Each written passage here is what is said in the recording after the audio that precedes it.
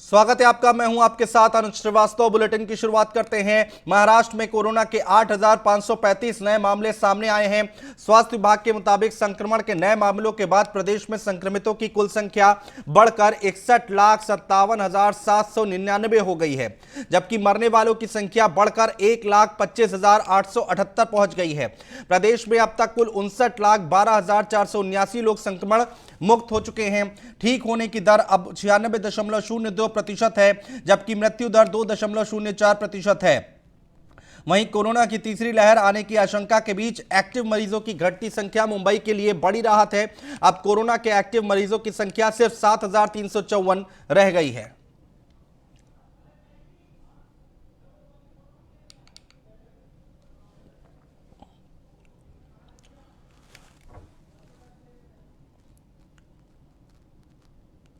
तो एक्टिव मरीजों की संख्या 7,354 है। क्या कुछ हालात हैं वो हम आपको बता रहे हैं। 8,535 कोरोना के नए मामले सामने आए हैं। एक्टिव मरीजों की संख्या 7,354 है। तो कोरोना को लेकर महाराष्ट्र में क्या कुछ हाल है वो हम आपको बता रहे हैं।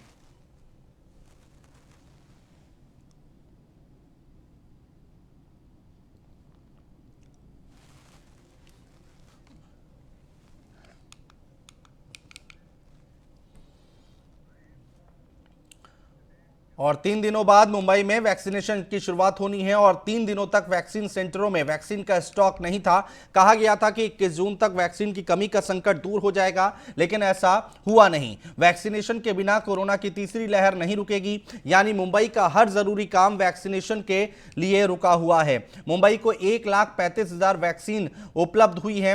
मुंबई की क्षमता हर रोज 1 लाख लोगों को वैक्सीन देने की है। इस लिहाज से वैक्सीन का यह स्टॉक ज्यादा से ज्यादा 2 दिनों का है। इसके बाद का मुंबई के स्वास्थ्य विभाग को कुछ पता नहीं। जिन लोगों के पास कोई भी आईडी या कागजात नहीं है उन्हें भी वैक्सीन दी जाएगी।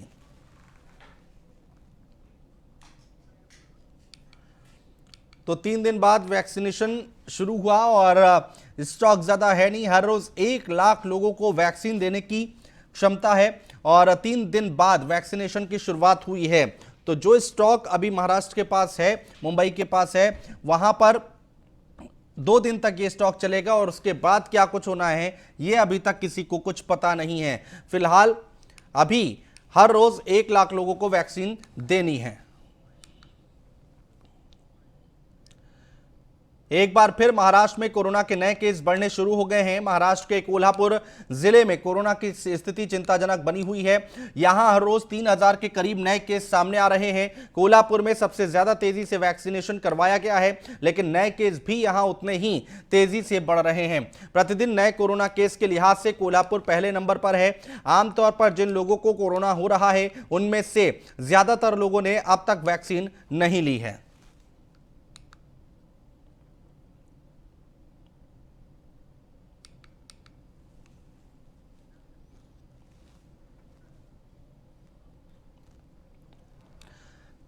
अहमदनगर में कोरोना के चलते वीकेंड लॉकडाउन लगाया गया है। बावजूद इसके कई पर्यटन स्थल में लोग घूमते दिखाई दे रहे हैं। डोंगरगढ़ गांव में टूरिस्ट की भीड़ दिखाई दे रही है। यहां पर प्रशासन की ओर से किसी भी तरीके से बैन नहीं दिखाई दे रहा है। तो टूरिस्ट प्लेस जहां पर हैं वो वहां पर लोगों की भीड़ लगातार देखी जा रही है। पर्यटन स्थल पर भीड़ देखी जा रही है और प्रशासन की तरफ से किसी तरह का जो बैन लगाया गया है वो यहां पर आप देख सकते हैं। भीड़ इकट्ठा है वैसा कुछ दिखाई नहीं दे रहा। वीकेंड लॉकडाउन का असर यहां पर दिखाई नहीं दे रहा है। जैसा कि तस्वीरें आप देख पा रहे हैं, वीकेंड लॉकडाउन लगा हुआ है लेकिन उसका असर यहां पर दिखाई नहीं दे रहा है। लॉकडाउन की धज्जियां यहां पर उड़ाई जा रही हैं।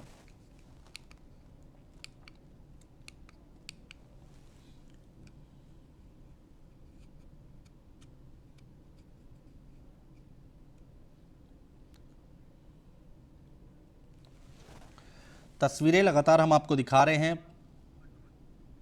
अहमदनगर में कोरोना के चलते शनिवार रविवार को जो है वीकेंड लॉकडाउन जो है वो लगाया गया है, लेकिन आप मेरे पीछे देख सकते हैं कि ये अहमदनगर का डोंगरगन ये गांव है। यहाँ पर बड़े पैमाने पर जो है टूरिस्ट दिखाई दे रहे हैं। कोरोना के नियम कोई भी पालन जो है वो होता नहीं दिखाई दे रहा है। यहाँ पर कुछ युवक भी हमारे साथ जुड़े हुए हैं, हम उनसे बात करते हैं जो यहाँ पर घूमने के लिए आए हैं। क्या कहेंगे, कोरोना का जो है यहाँ पर कहर बरसा हुआ है, फिर भी आप इस तरीके से यहाँ पर टूर के लिए आए हैं। नहीं, टूर के लिए आना थोड़ा मुश्किल ही था अभी तक, लेकिन वीकेंड लॉकडाउन होने के कारण वीकेंड में तो छुट्टी रहता है ना, और वैसे भी पूरा 8 दिन ऑफिस रहता है, बाकी के 6 दिन ऑफिस रहता है, इसलिए हम घूमने आ रहे हैं इधर। हालांकि गवर्नमेंट ने जो है यहाँ पर रूल बनाए हुए कि शनिवार रविवार को लॉकडाउन है, फिर भी आप यहाँ पर आए हैं, ऐसा क्यों? नहीं, कैसा है, लॉकडाउन पे लॉकडाउन अभी तक लगाया था पूरे महाराष्ट्र में, सबको पता है 3 बार लॉकडाउन लग गया है। अभी तक तो हम पूरा कोरोना नियम का पालन ही कर रहे हैं, अभी भी कर रहे हैं। मैं जो आया हूँ मेरे पास मास्क भी है, मेरे पॉकेट में सैनिटाइज़र भी है, और खाली 1-1.5 घंटे के लिए सिर्फ फ्रेश होने के लिए हम बाहर आए थे। ओके, तो और कुछ युवक हमारे साथ जुड़े हुए हैं, कहाँ से आए और किस तरीके से आप यहाँ पर आए, क्योंकि वीकेंड लॉकडाउन चल रहा है, फिर भी आप यहाँ पर आए?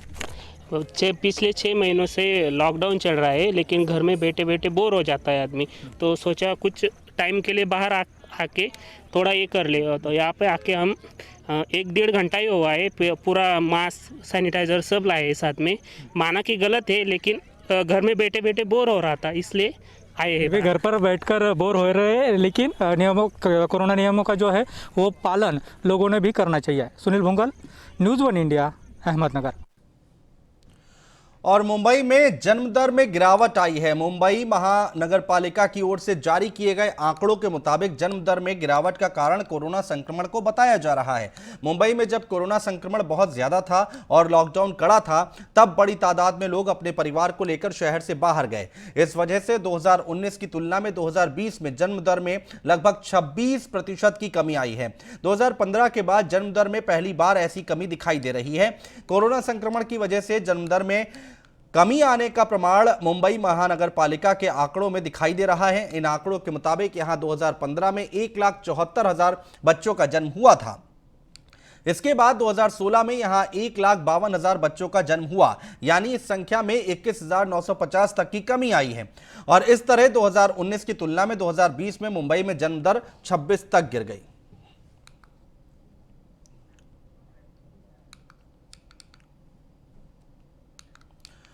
लोनावाला में एक समारोह में बोलते हुए नाना पटोले ने मुख्यमंत्री उद्धव ठाकरे, उप मुख्यमंत्री अजीत पवार पर निशाना साधा।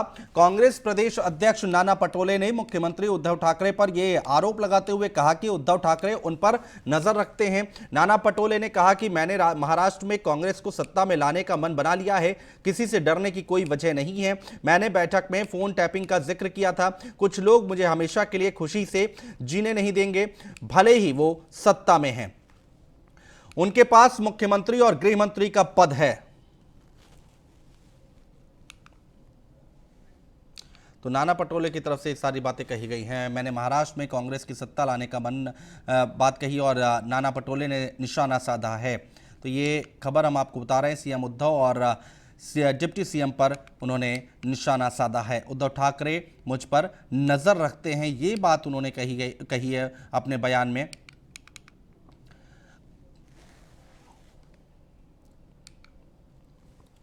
राष्ट्रवादी कांग्रेस पार्टी चीफ शरद पवार का महाराष्ट्र कांग्रेस अध्यक्ष नाना पटोले को लेकर बेहद हैरान करने वाला बयान सामने आया है।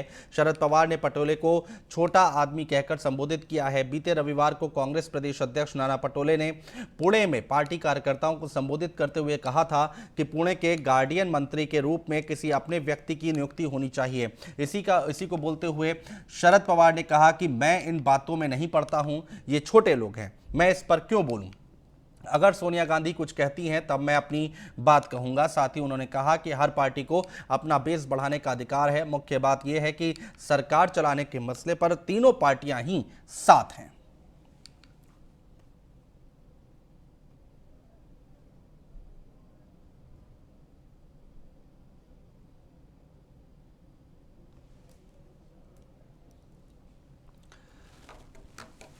तो नाना पटोले को छोटा आदमी बोला, ये छोटे लोग हैं, मैं इस पर क्यों बोलूं, ये बात कही गई है शरद पवार की तरफ से। एनसीपी चीफ शरद पवार का हैरान कर देना वाला बयान ये हमारे सामने निकल कर आया है। नाना पटोले को छोटा आदमी कहकर उन्होंने संबोधित किया है और जो बातें हैं उन्होंने कहा ये छोटे लोग हैं, मैं इस पर क्यों बोलूं, इस तरह से बातें कह के उन्होंने संबोधित किया है। एनसीपी चीफ हैं शरद पवार जिन्होंने ये हैरान कर देने वाला वाक्य ये बयान दिया है।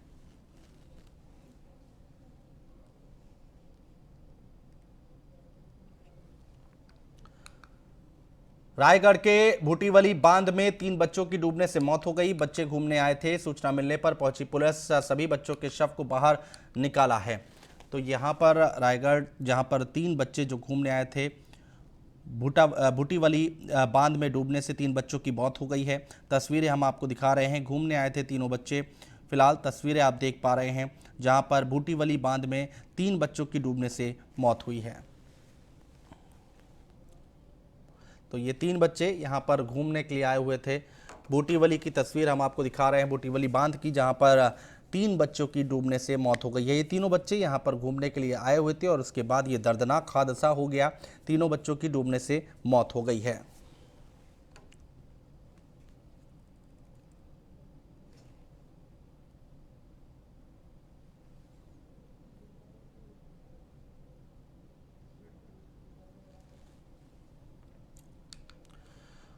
और रायगढ़ जिले में लगातार 2 दिन से हो रही भारी बारिश के कारण अलीबाग मुरुड मार्ग पर बना 50 साल पुराना पुल पानी के साथ बह गया। पुल के साथ कई वाहन भी बह गए। इस हादसे में एक शख्स की मौत हो गई।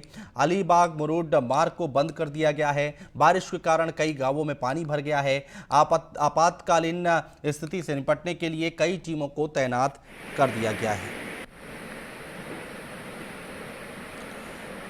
तो यहाँ पर भारी बारिश हो रही है 2 दिन से और उसके बाद अब एक 50 साल पुराना पुल था जो कि बह गया है। लगातार बारिश से लोगों की परेशानी भी बढ़ गई है।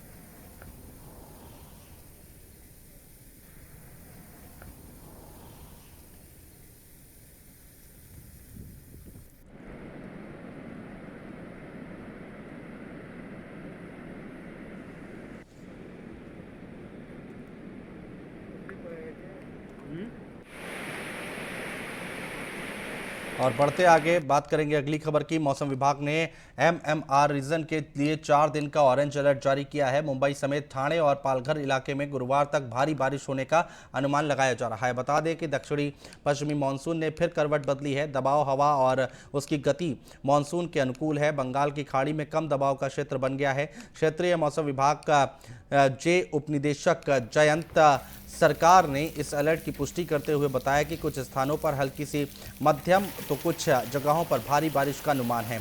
इन 4 दिन में ज़्यादातर आपको बता दें अधिकतम तापमान 29 डिग्री सेल्सियस और न्यूनतम तापमान 27 डिग्री सेल्सियस तक रहने का अनुमान लगाया जा रहा है।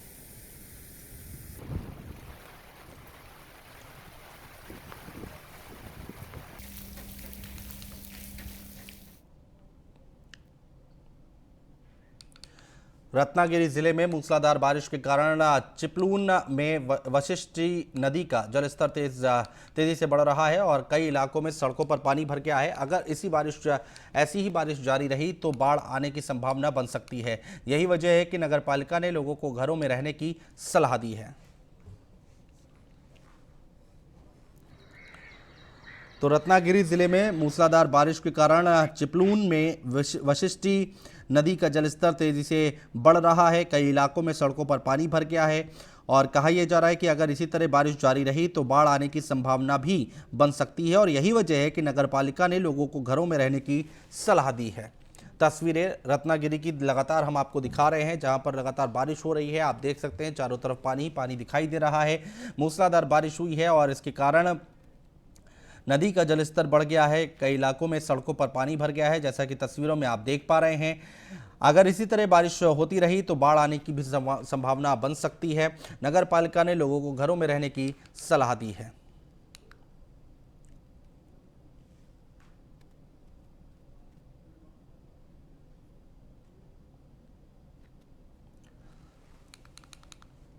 नांदेड़ जिले में करीब 2 घंटे की भारी बारिश के बाद कई इलाकों में जलभराव की स्थिति बन गई है।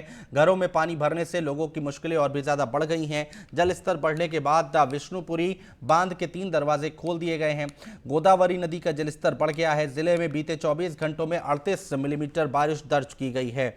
तस्वीरें नांदेड़ की हम आपको दिखा रहे हैं। करीब 2 घंटे की भारी बारिश हुई और इसके बाद का नज़ारा आप देख सकते हैं। कई इलाकों में पानी भरने से लोगों की मुश्किलें और भी ज़्यादा बढ़ गई हैं। जल स्तर बढ़ने के बाद विष्णुपुरी बांध के 3 दरवाजे खोल दिए गए हैं। गोदावरी नदी का जलस्तर बढ़ गया है। तस्वीरें नांदेड़ की हम आपको दिखा रहे हैं। जिले में करीब 2 घंटे की बारिश हुई और उसके बाद कई इलाके ऐसे हैं जहां पर जल भराव के हालात पैदा हो गए हैं।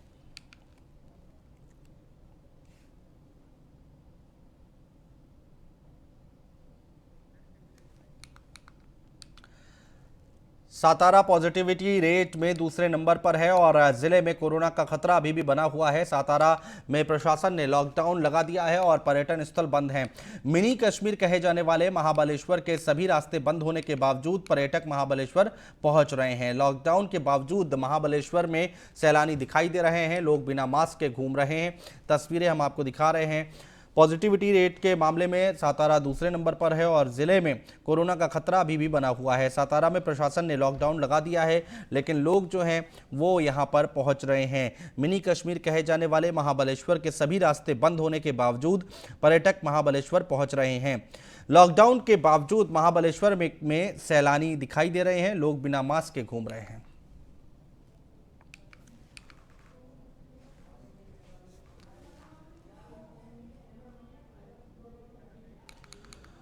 और उस्मानाबाद जिले में फसल की सही कीमत नहीं मिलने से नाराज किसानों ने अपनी फसल को ही उखाड़ फेंका। दरअसल किसानों ने अपने खेत में नींबू लगाया था, लेकिन फसल का बाजार में सही दाम नहीं मिलने की वजह से किसानों के नींबू के बाग को नष्ट कर दिया। तस्वीरें हम आपको दिखा रहे हैं, उस्मानाबाद जिले की हैं, जहां पर फसल की सही कीमत नहीं मिलने से नाराज किसानों ने अपनी फसल को ही उखाड़ कर फेंक दिया है। किसानों ने अपने खेत में नींबू लगाया था, लेकिन फसल का बाजार में सही दाम नहीं मिला, जिसकी वजह से किसानों के नींबू के बाग किसानों ने नष्ट कर दिए हैं।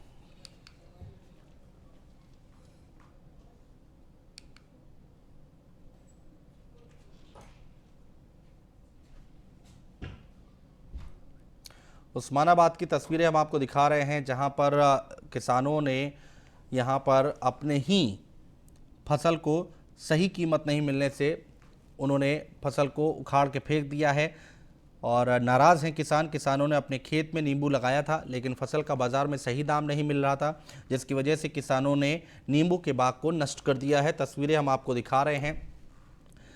नींबू के बाग लगाए गए थे और किसानों ने नाराज़गी जाहिर की है। बाज़ार में सही दाम नहीं मिल रहा था तो उन्होंने अपनी फसल को नष्ट कर दिया, नींबू के बाग को नष्ट कर दिया। तस्वीरें आप देख रहे हैं कैसे यहाँ पर नींबू के बाग को उखाड़ के फेंका जा रहा है। तस्वीरें हम आपको लगातार दिखा रहे हैं। उस्मानाबाद ज़िले की ये तस्वीरें हैं जहाँ पर नींबू की खेती की गई थी और उसके बाद किसानों ने अपने ही खेत को बर्बाद कर दिया। क्यों? क्योंकि नींबू का बाज़ार में सही दाम नहीं मिल रहा था, जिसकी वजह से किसानों ने गुस्से में आकर, नाराज़गी में आकर अपनी फसल को बर्बाद कर दिया। तस्वीरें हम आपको लगातार दिखा रहे हैं।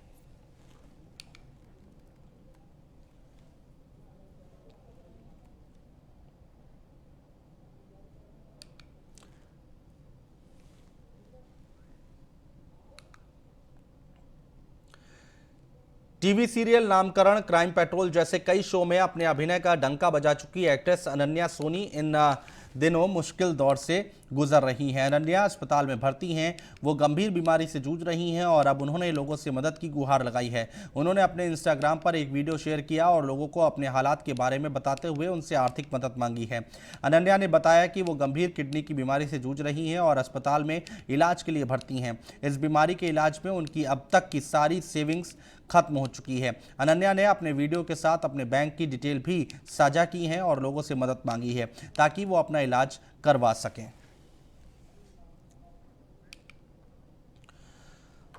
तो अनन्या जो कि आजकल मुश्किल दौर से गुजर रही हैं, अनन्या सोनी, जिनको आप तस्वीरों में देख पा रहे हैं, कई उन्होंने सीरियल किए हैं।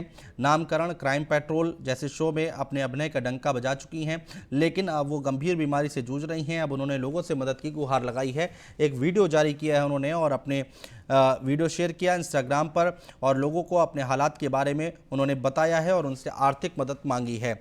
अनन्या ने बताया कि वो गंभीर किडनी की बीमारी से जूझ रही हैं और अस्पताल में इलाज के लिए भर्ती हैं। इस बीमारी के इलाज में उनकी अब तक की सारी सेविंग्स खत्म हो चुकी हैं। अनन्या ने अपने वीडियो के साथ अपने बैंक की डिटेल भी साझा की हैं और लोगों से मदद की मांग की है ताकि वो अपना इलाज करवा सकें।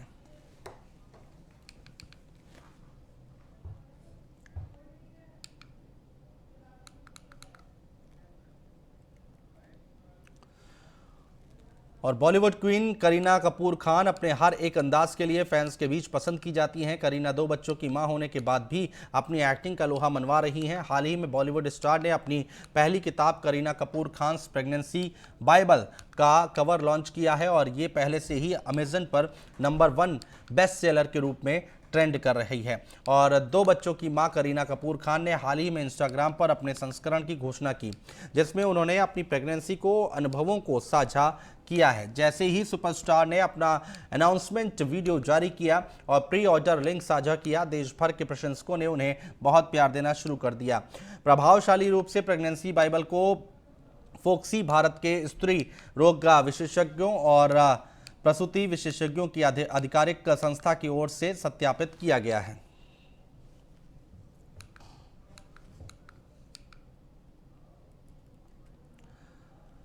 और पुणे से सटे पिंपरी चिंचवाड़ में शख्स की उसके ही पड़ोसी ने धारदार हथियार से हत्या कर दी और वारदात का सीसीटीवी वीडियो सामने आया है जिसमें आरोपी लगातार कई बार बड़े धारदार हथियार से हमला करता हुआ नजर आ रहा है। वीडियो फुटेज और मोबाइल लोकेशन के आधार पर पुलिस ने आरोपी को 4 घंटे में ही पकड़ लिया। आरोपी ने अपना गुनाह कबूल लिया है। तस्वीरें हम आपको दिखा रहे हैं, ये पुणे की सीसीटीवी फुटेज है।